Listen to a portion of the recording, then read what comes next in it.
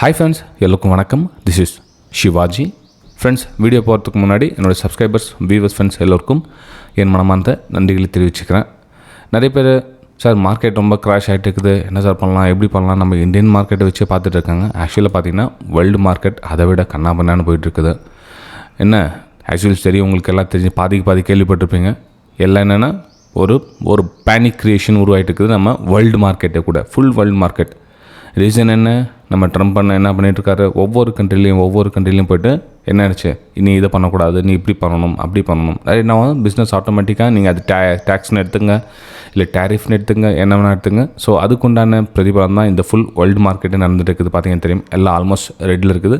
இந்த க்ரீன்லாம் பார்த்தீங்கன்னா ஒரு சில மைல்டாக ஒரு 1% க்ரீனில் இருந்துச்சுன்னா மிச்சம் அந்த பக்கம் 4-5% ரெட்டில் இருக்கும். ஸோ இந்த மாதிரி சுச்சுவேஷன் போயிட்டுருக்குது.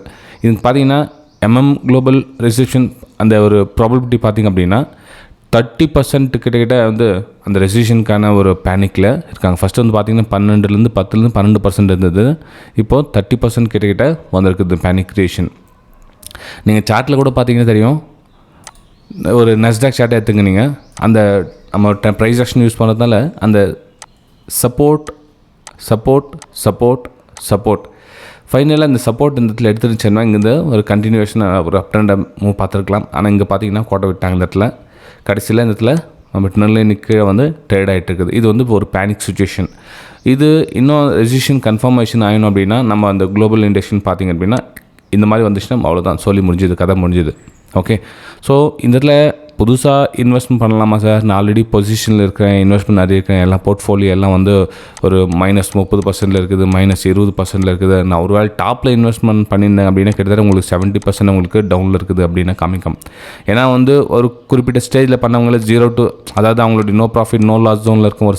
ஒரு சிலர் பார்த்திங்கன்னா 20-30% வந்து மைனஸில் இருக்கும். டாப்பில் இன்வெஸ்ட்மெண்ட் பண்ணவங்களுடைய நிலைமை பார்த்திங்கன்னா 70% வந்து மைனஸில் இருக்குது. அப்போ நம்ம இந்த டைமில் என்ன சுச்சுவேஷன் ரொம்ப வஸ்ட்டாக இருக்குது, என்ன பண்ணலாம் அப்படின்னா கொஞ்சம் வெயிட் பண்ணுங்கள். இப்போது நம்ம இந்தியன் பிரசிடென்ட் யாரோ மோதியாக இருக்கட்டும், அவங்கள பற்றி என்ன விஷயம் பண்ணிகிட்டு இருந்தாங்க அப்படின்னா இந்நேரம் கீழே கிழிச்சிட்டுப்பாங்க, நான் அதை பண்ணியிருக்கேன், ஏன்டா வந்து சொல்லணுமோ அப்படின்ற மாதிரி நிலைமை இருந்திருக்கோம். ஆனால் இப்போ நம்ம ட்ரம்ப் சொன்னதுனால என்ன ஆகுனா எதையும் பேச முடியல, எல்லாம் சைலண்ட்டாக இருக்காங்க. இல்லை எதை நான் பேசுகிறதா நீ பேசணுமா அப்படின்னு.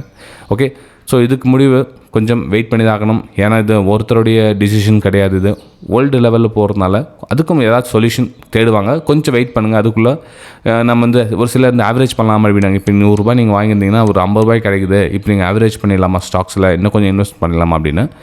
இல்லை ஃப்ரெண்ட்ஸ், நீங்கள் ஒரு ஃபார் எக்ஸாம்பிள் ஒரு எக்ஸ் அப்படின்ற ஸ்டாக்ஸ் 100 ரூபாய்க்கு வாங்கியிருந்தீங்க அப்படின்னா இப்போ வந்து அந்த விலை வந்து ஒரு 50 ரூபாய்க்கு வந்துருக்குதான், ரொம்ப கம்மியாக இருக்குது, இப்போ கொஞ்சம் குவான்டிட்டி ஆட் பண்ணணும் அப்படின்வாங்க.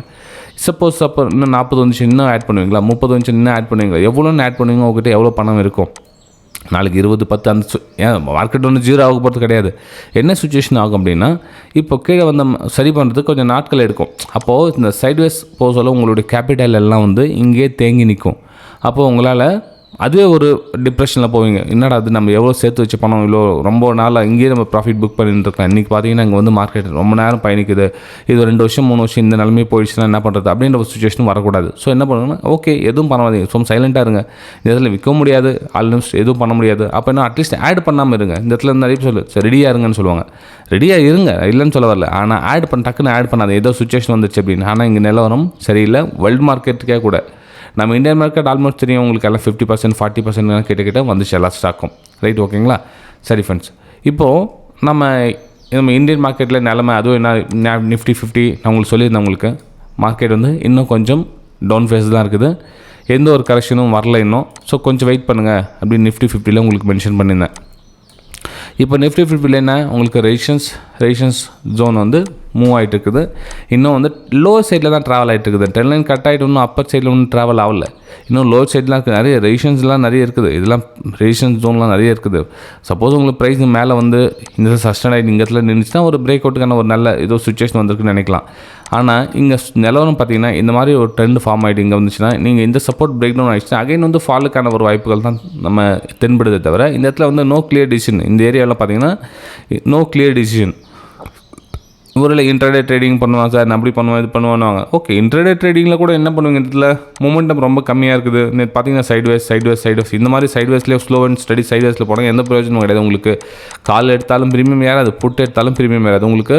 ஆப்ஷன் செல்லர்ஸ் தான் வந்து பணம் பண்ணிட்டு போவோம். அந்த பக்கம் நீங்கள் உங்களோட டேக்ஸ் ப்ரோக்கரேஜ்லாம் ஒரு பக்கம் போயிட்டே இருக்கும், சம்பாதிச்சுட்டே தான் இருப்பான்.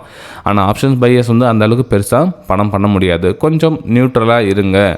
ஓகே, சரி. பேங்க் நிஃப்டியில் என்ன நிலைமை பார்க்கலாம். பேங்க் நிஃப்டிலையும் சேம் சுச்சுவேஷன் தான் ஃப்ரெண்ட்ஸ்.